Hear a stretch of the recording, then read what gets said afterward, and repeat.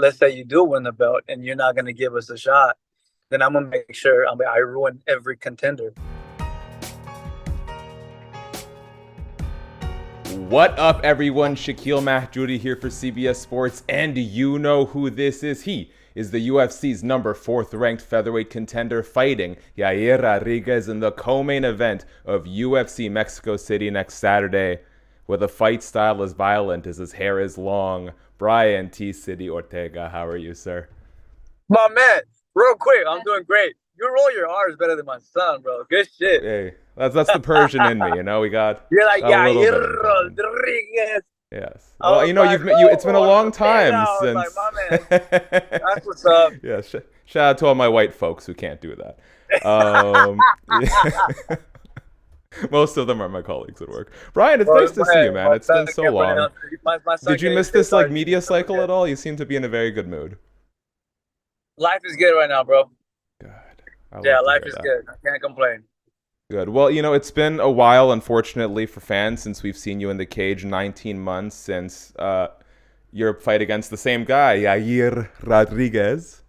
First and foremost, tell me, because I think people kind of underestimate shoulder injuries a bit. Can you walk me through the injury in real time and what the recovery process has been like and why it's been so long since we've seen you? People don't realize a lot about injuries.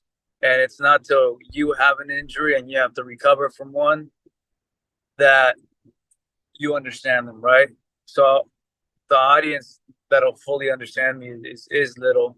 And those who will even listen, you know, then we have a chance. But when you tear something, the guy goes in there, cuts you open, stitches you back up, puts anchors, puts screws or whatnot. Then from there, you have to heal from that. Then you have to go to physical therapy 2 to 3 times a week till you hit a 6-month mark. Once you hit a 6-month mark, then they say you can lightly do what you want to do for 3 months. Now we're at the 9-month mark. Mm-hmm. And then now it's like, all right, go into your world and play around with it, but don't mess it up. So that takes another month or two to find your confidence, find your level. And by all means, like also, when you're doing this, your body is different. You feel it. The way you felt in battle, you know, prior to the surgery is way different than what you feel now that you have the surgery. So now you have to make adjustments, adaptations, all kinds of things to help that you change your game again. And then now you try having 4 in under a year and a half, and then that's where I was at. Here we are. I'm sure, you know, I don't want to give away too much of the game plan, but is there anything you can tell me about what sort of adjustments you have to make to kind of be mindful of that shoulder moving forward? That honestly, I did a bunch of rehab. I did a bunch of physical therapy, a bunch of rehab. I went to Mexico, then had stem cells done. I had anything that I can do to help it heal and make sure that it doesn't happen. But not too much, man. In this game, you either have to go to war or you can't, right? Yeah. And that's it. You know, some people might not be aware you actually have dual citizenship, so it's very much Mexico versus Mexico when you head down there for this co-main event.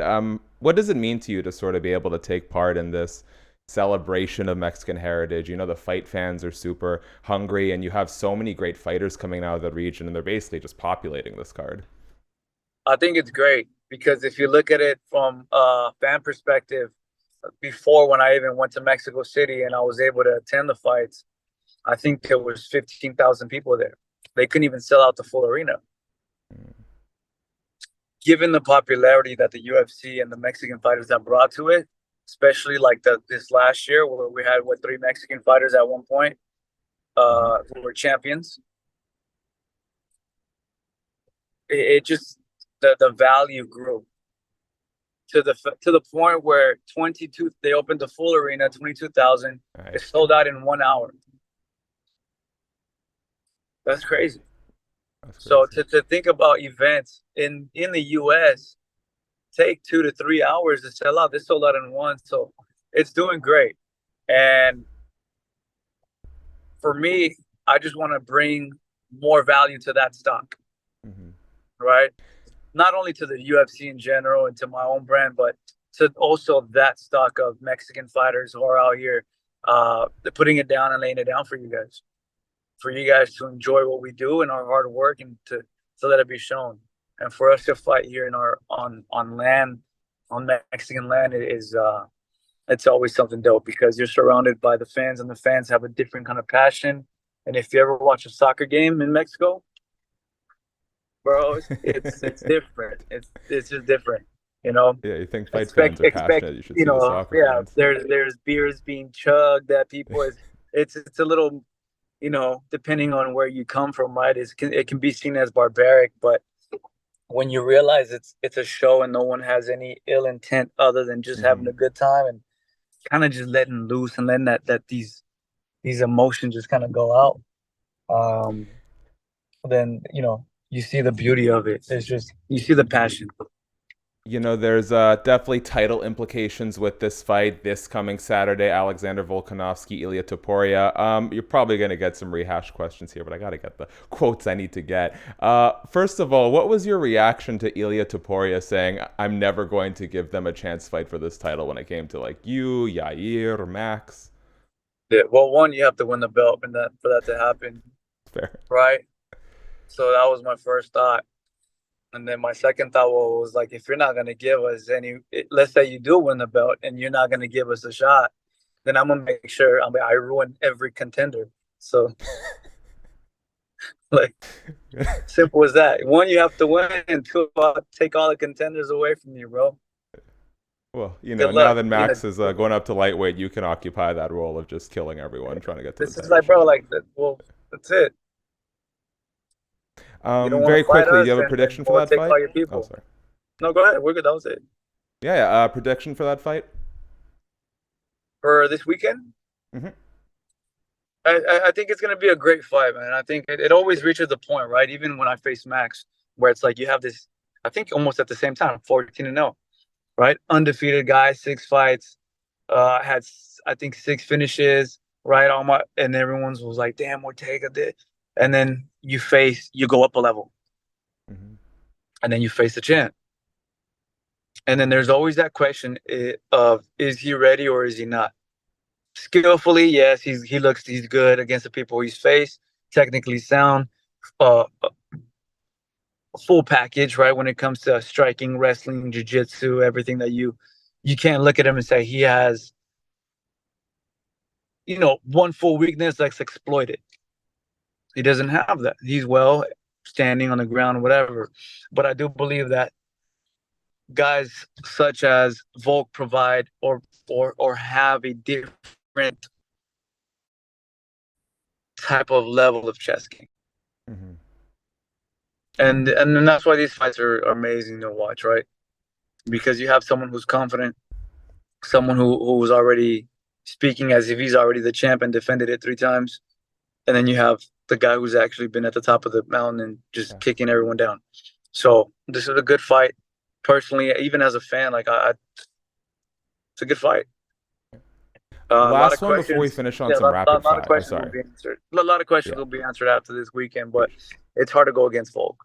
Yeah. Sorry, it's just a bit of a lag, so I don't mean to be cutting you off there, T-City. Last one before we finish on some rapid fire. Stop talking about the fights. What was your reaction when you found out that Max was moving up to lightweight to take on BMF champ Justin Gaethje, who's basically on the cusp of a title shot himself? Like, good for him. Yeah. Yeah, good for him. Because you look at it, it's like, well, where's his next move in the featherweight division? Mm-hmm. Kind of, like you could say that the one might be stuck there, right? You're you're taking everyone out who's coming up as a contender, but then you fought the champ 3 times, and the fans are not fully sold on wanting to see another fight. Mm-hmm. But you're a fighter and you want to fight. Why not, like, smart move, go up a weight class and then start facing these guys, especially now to get the BMF title, right? To face Gaethje for the BMF title. That's a dope fight, man. I've seen both of them in person. Uh, I met Gaethje a couple times. Cool guy. Max, cool guy as well. And to see both of them, these sluggers and these fighters to go in there and fight, is gonna be dope. Yeah. Last thing here, if 19 months wasn't enough, I'm going to give you another break from MMA very quickly. Run you through some rapid fire first. What is the single most important quality in a good lowrider? Oh man, originality. Okay, I like it. Right, having it be original, having it come from uh like the original paint, original colors, Mm-hmm. right? How clean is it? How well do you take care of it? Depending whether you like hydros or not. Like, I mean, I can go on all day, but I love this. But Yeah, not enough time what for this interview. no, but dude, let's do the whole interview on this. Um, Like it. that's my culture, bro. But Yes, I mean, sir. ultimately, is if it's a clean ride and it doesn't even need money to be clean. A lot of people confuse that. You just have to take pride in what you have, and it shows on how well you clean it. It can be a rust bucket, but if that rust bucket is polished and it's clean, I know you love your car. So it's about the respect level in there too. So uh, how well does it drive? How it's all kinds of stuff, bro. You I mean, listed everything. That was in yeah. one.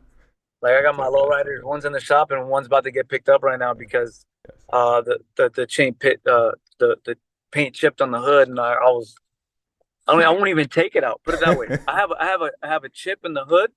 I won't even take it out, bro. I'm like, nope, I can't be seen driving like this. I go because that's not who I am. Like I need this fixed before I even take it out anywhere. A couple people wanted to shoot some stuff for this up and coming fight. They're like, bro, bring the lowrider out. I said, no.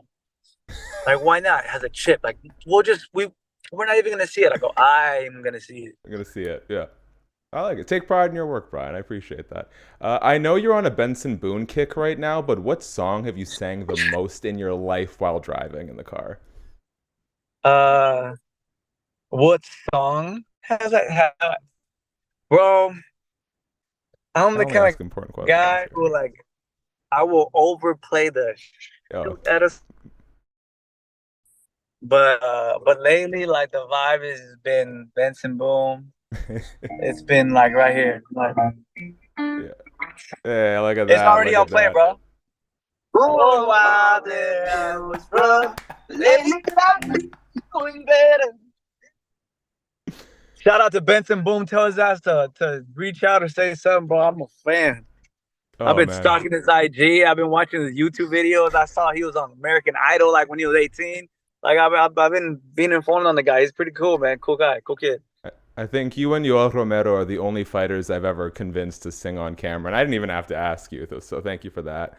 Oh, bro, wait, Last wait, wait. I one. can Yeah. go. No, I'm just kidding. You might hit me with a copyright strike, but I'm here for it personally. Last thing, and I'll let you go. I'm still Sick. learning myself. What's the secret to like maintaining a good head of hair? What do people get wrong? Sweating it a lot. Don't wash it. Don't take care of it. Uh, have your girl call you out on how stinky it is and have her wash it. Uh, surf, go in the ocean, do You know, float apparently, tanks. I'm doing everything right then. Thank you. Yeah, you're doing everything right, bro. You're good. Very good. Just let it grow now. All right, sounds. Yeah. I'll have to show. I'll send you some like childhood photos later, and you can see why that's not a good idea. But you know, my dad. Here, actually, very quickly before I go, look at my dad's head of hair. That man's got Bro, a damn, solid head of hair on damn, him. look Look at at that. Papa there. Look at Papa that. Bear. Who's that next to him? That your sister or your mom? My mom, yes. Shout out to the Okay, mom. there you go. Oh, that's a beautiful, Good genes over here. beautiful family, man. Beautiful Yes, family. sir. Look at you and I, both good genetics. What can I say? All Hey, right, Brian, I will God bless leave you us. with the last word. So I'll do my part very quick. Guys, thanks so much for checking out the video. If you can, please subscribe, tap the bell, thumbs up. Let us know in the comment section, when did you start balding? Because I don't think it's happening to Brian Ortega anytime soon. Give us your official predictions for Yair versus Brian, the co-main event, 5 rounds in UFC Mexico City. Brian, if there's anything else you want to leave the people with, the floor is yours, man. Just thank you to everyone. I appreciate every single one of you guys. And like you said, if you haven't subscribed, liked, whatever, go ahead and jump on the homies channel right now. And thank you for everything that you do.